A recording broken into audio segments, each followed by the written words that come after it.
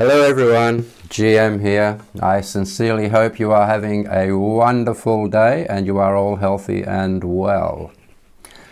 This is a quick heads up regarding the video that you are about to watch.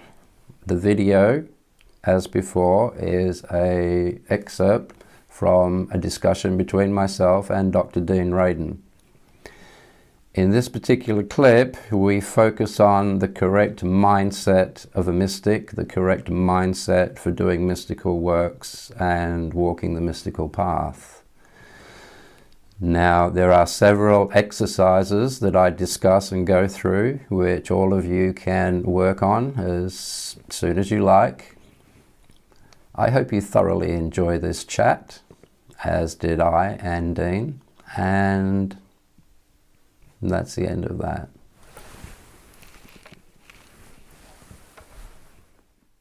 I have two questions I'd like to hear you talk about a little bit. One is that you did this test with 3 balloons, with 2 clear balloons, and then a third one inside. It was a black balloon. Pressure test, yeah. Yeah, you broke the one in the center, and I've showed that to a bunch of my colleagues, and the only suggestion they had, if it was a trick, would be an infrared laser. And I pointed out, though, that doesn't match what actually happened, because the inner balloon deformed before it popped.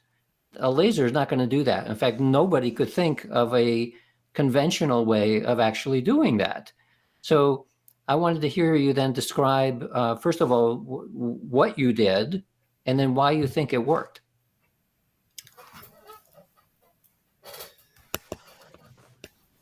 Someone asked me if it was possible for that to be done, and I'm going to answer the last question first here. I said, I don't know. Let's see. That is why I think it worked, because I had no doubt. Well, no, you just said you didn't know, right? You didn't know if it would work, so you try an experiment. That means that it wasn't a matter of not having doubt. You didn't know if it was going to work or not. It was neutral, yeah. It was absolutely neutral. I had no doubt that it wouldn't work. I had no inspiration that it would work. Nothing got in the way of it happening. Absolutely neutral, and it always has to be that way. Always, the knowing is there, but you haven't turned it into thinking, and this is where faith comes in. Knowing that you know, getting back to the "do you love your wife" thing. It's very, very important. What did I do?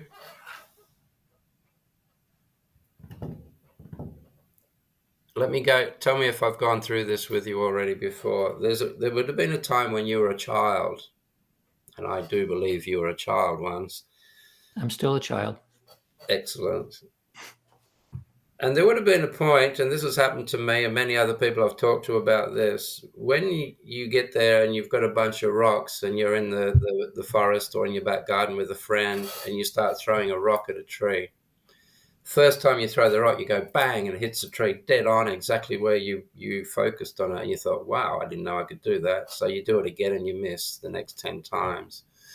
And what you find out is, this is how I did it, if I looked away and I just waited until there was no thoughts, I wasn't old enough to stop them, but there are moments when it does just stop.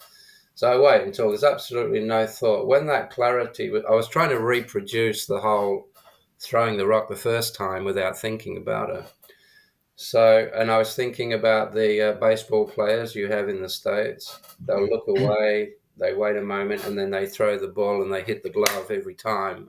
So this is what I wanted to do. So I look away, no thoughts, nothing whatsoever. And in that moment, look at the tree and throw the rock. The moment your sight gets onto the tree, you just throw the rock and it will hit every single time. Then I started studying Zen archery specifically. And I realized that I was actually doing something that is a real exercise. It's what they do. They will sit with their bow pointing upwards. They've got their finger on the string, And they wait until there is no thought of self, no thought of the bow, no thought of the target. When there's no thought splitting everything up, everything is one. And at that moment of oneness, you draw and you let go. You don't aim. If you aim, your egos come back into it.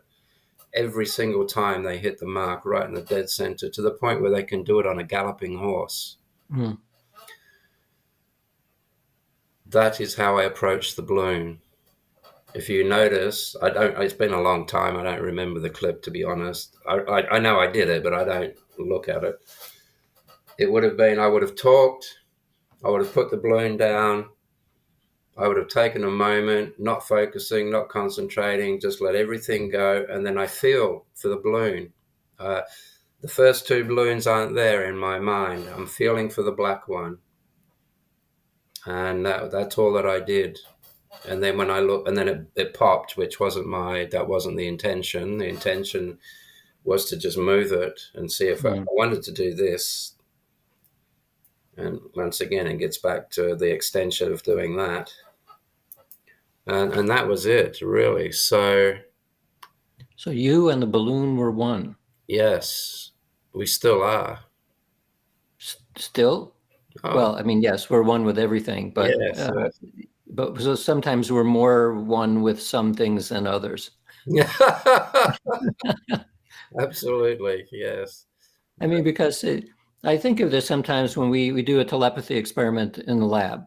And in order for us to see that we did something correct, it has to be this person and that person, not this person and the rest of the universe, because there'd be no way to evaluate it. I know, yeah. So there's some ability, just as you can focus in an ordinary state on something, and even in that expanded mind state, it seems like you can contract what you're going to pay attention to.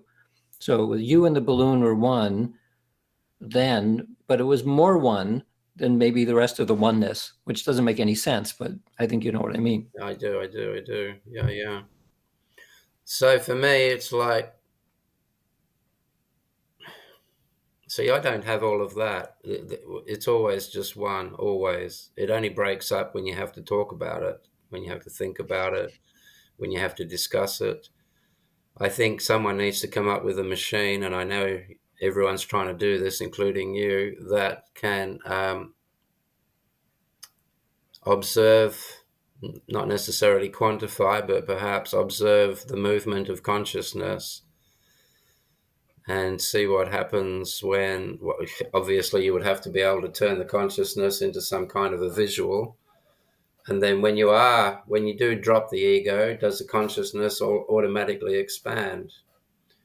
The expansion of space, let's say the Big Bang actually happened, when manifestation occurred, the expansion of space, which apparently had to be faster than light, otherwise light would have just kept up with it the whole way. There was no light yet. No. So it was the fastest thing there is. So that expansion of space, is that when space became self-aware, does consciousness automatically expand? When you drop the ego but still aware, does the consciousness automatically expand? Because the ego keeps you in this not part of the oneness. It's what keeps you separate. So there's all of these things. There's lots of things. I was thinking about this a lot, just in case you asked me about some exercises today. I was thinking about what is it? What are the ingredients of enlightenment and magic? And there's a handful. Okay, I'll let that bubble in the back of your mind, and I'll ask you a question first, which might spark something. So this is the notion that you become one with the object of your attention. That's You can't have that either. You can't have that notion. You just have to have, you just know already. To me, this is where the time comes into it, whether you believe in time or not. The time that if you're going to be a motor car mechanic, there would be a point where you'd go, hey, I'm good at this. I didn't realize I would be good at this, but I'm good at this.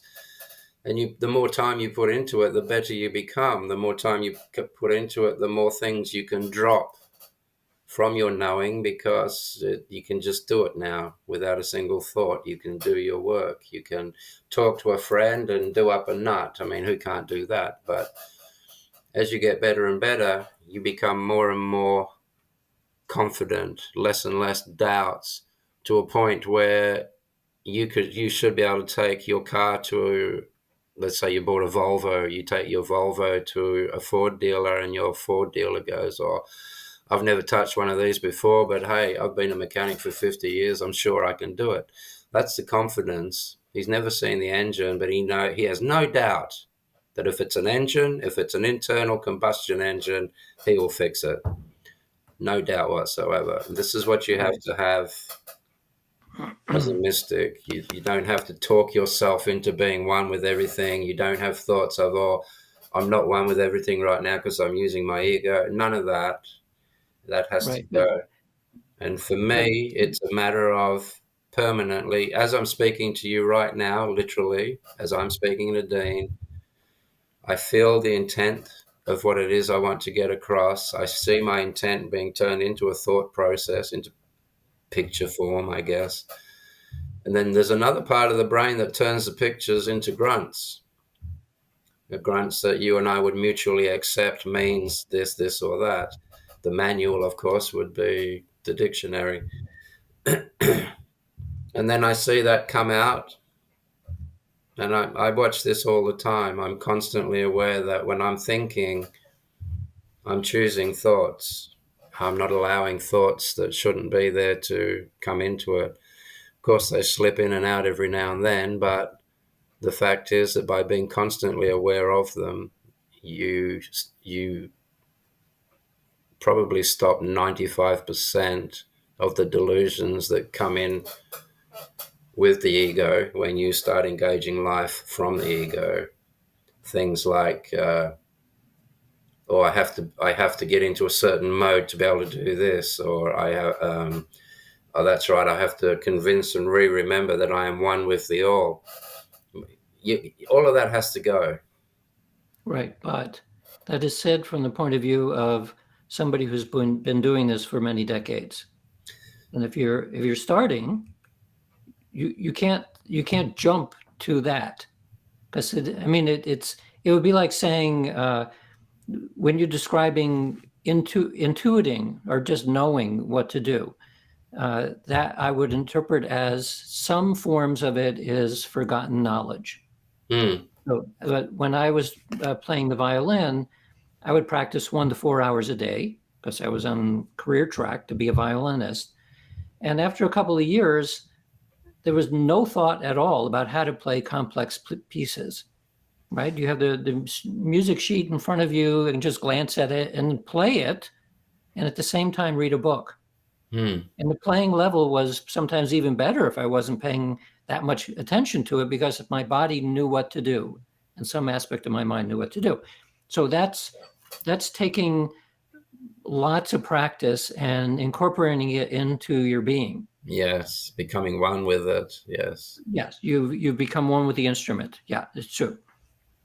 So you can't start that on day one. You get some 5-year-old and say, "Be one with the instrument," and then that's not going to work. So in a book form, I have to assume that even if somebody is a highly practiced person knowing about all this stuff, I still have to repeat it, because you never know who's going to read the book. A lot Yeah. of people don't know anything. So you start from first principles, like, well, now what? Oh, well, now sit down and be quiet. Okay, well, that's a good start. Yeah. Now you sit down, be comfortable. Okay, that's step one. And that may take years for people to get to, because as you know, at beginning meditation, your monkey mind is constantly going, and it takes time and effort to make that go away. Yeah. So the statement, the mystic becomes one with everything. Well, okay, we can sort of understand that intellectually, but getting it viscerally is an entirely different matter. Mm. So many steps between, or maybe not so many steps. Maybe it's a very simple step, but you just need to do it diligently every day for X amount of time. A very, very small amount of steps, but It's like the koan, actually. All the koans have absolutely the same answer. 1,700 koans, the answer is the same for all of them. But, Seven. yeah. What's the answer? 42. Oh, I just gave you the answer. Um, No, you're thinking. You just lost. You'd be getting smacked around the head by a big stick now if you were in Japan. well, the answer is either yes or 42. The answer is silence. What is the sound of one hand clapping? Yeah. You watch all the noises your friggin' brain's going to come up with. Things like this, you know. What's the sound of one hand clapping? Just Yeah. listen. Yeah. That's We don't, it's the absence of sound. yeah. But in that moment, if you do it just right, a koan is like medicine. If it's not timed right, it won't work at all. If it does work, it won't be very efficient. So the timing is when you've got someone almost at a sub-hypnotic point, that point where they are just waiting for a cue, where they are focused and they're relaxed, but they don't want to move on the inside because they're waiting for the next um, sentence to come out of the teacher or whatever. When you get to that point, you ask the koan, and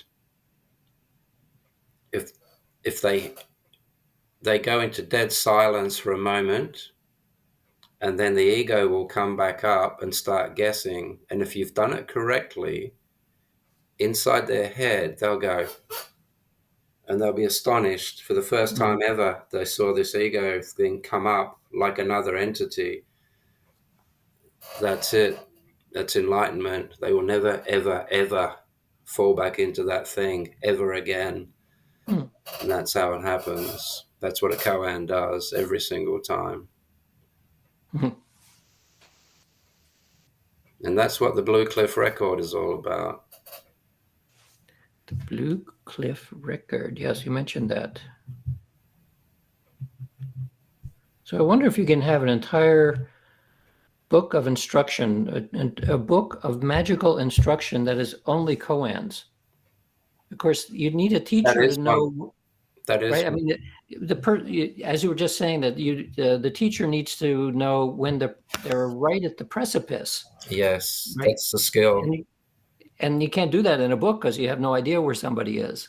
I Yeah. wonder if there's a way to like lead somebody through stories up to the point where then you give the koan, and you may have made him go into that point where just a little tweak will do it. You study trance and hypnosis, study the both trance work and hypnosis, and then you learn to discern when someone's in a trance state or on the brink.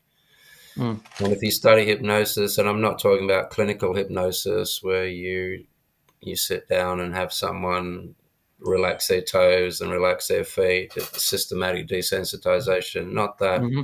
Getting someone into hypnosis in a moment and being able to perceive when they're there. With women, it's different. Women, they blink more. They'll go like that. But any question will do it. If I ask you what color is the wardrobe in your bedroom, for half a second, you have to leave here. You have to leave my presence and go back in and start looking through the filing cabinets in your head. Hmm. You know, oh, it's green, and then it'll come back out and show you your wardrobe. But during that moment, you're in a trance state, and that's when you will. Yeah, I'll give you two good for instances here. This is how it works. This is a good practice for anyone. Thousands of years ago, if you and I were walking in opposite directions, let's say on the Silk Road, we would have gone like this. This is me showing you I'm not going to kill you. I'm not going to rob you. I don't have a knife or a sword. And you're doing the same to me, hopefully. Eventually, over time, that became a handshake over thousands of years.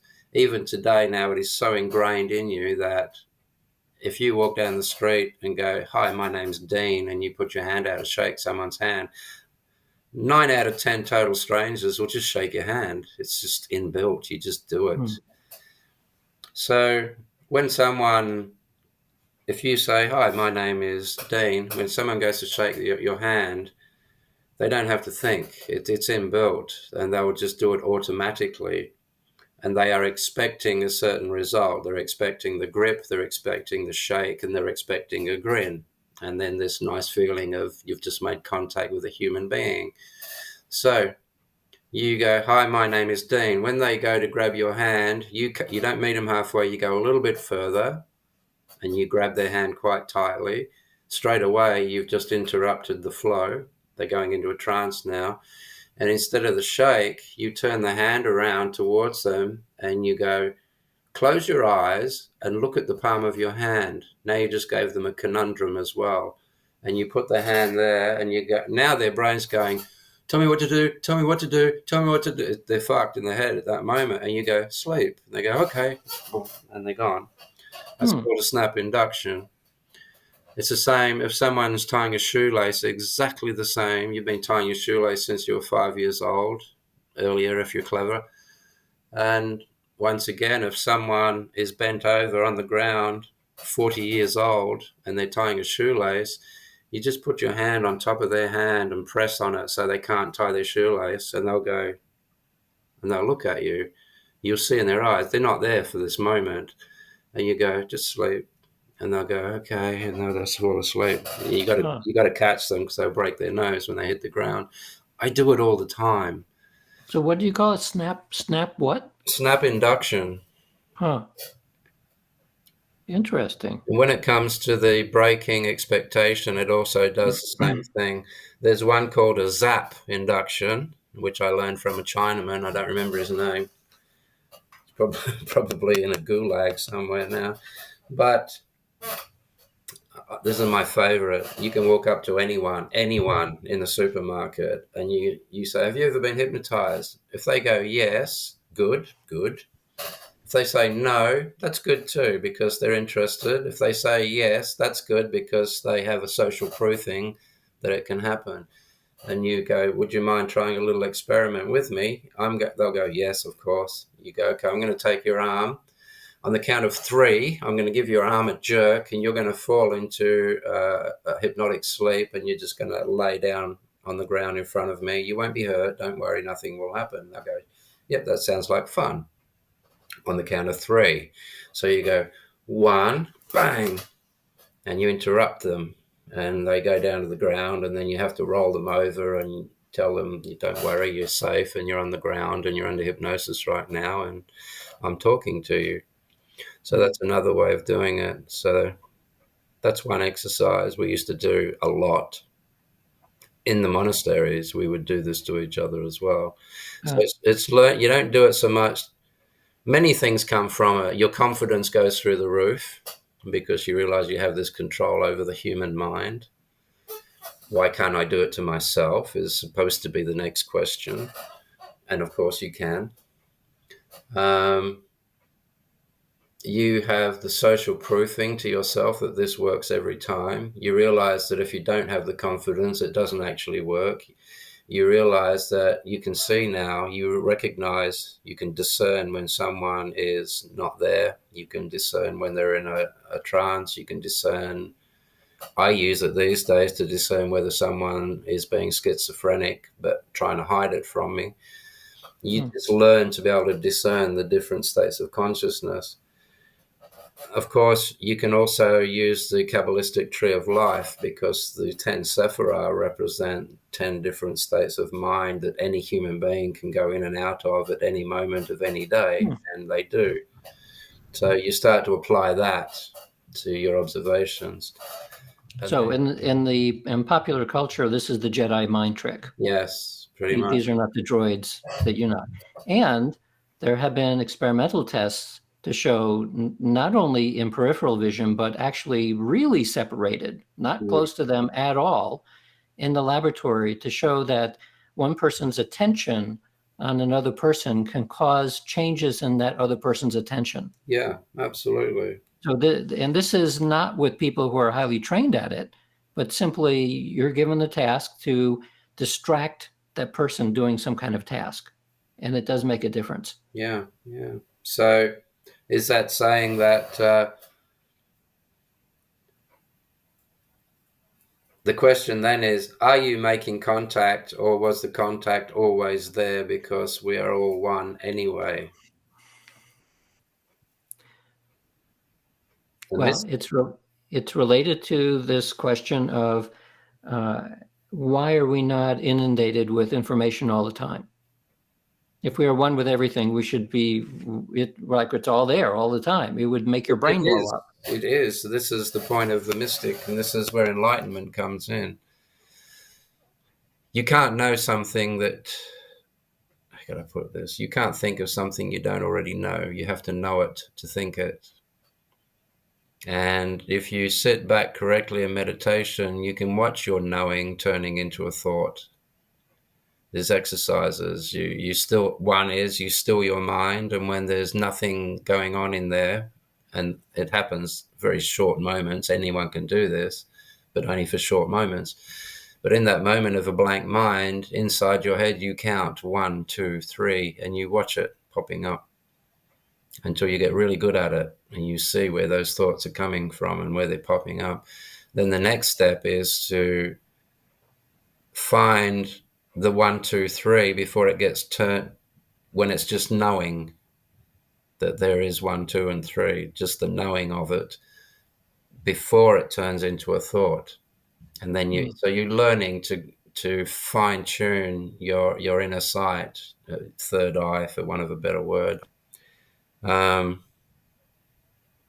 And you learn to discern the difference between knowing and thinking, and you realize there's a huge difference. And once you start to engage life from that knowing, you realize that all of the things that consciousness has ever been in form-wise, all of the physical forms that consciousness has ever been in and come out of, whether you want to call it spirit or whatever, it retains the knowledge, it retains the knowing. I shouldn't say the knowledge, that's a different thing. It retains the knowing of all things that it has ever been. It retains it because it wants to know what it is. It's discovering itself. It's learning about itself. So it retains the knowing.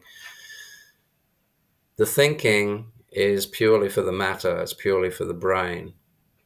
And of course, you know this already. Once you leave the body, you don't take the brain with you, and you start engaging life from the pure knowing, because you don't have a brain to be turning that knowing into picture form so that the monkey you inhabit can get its head around it as well.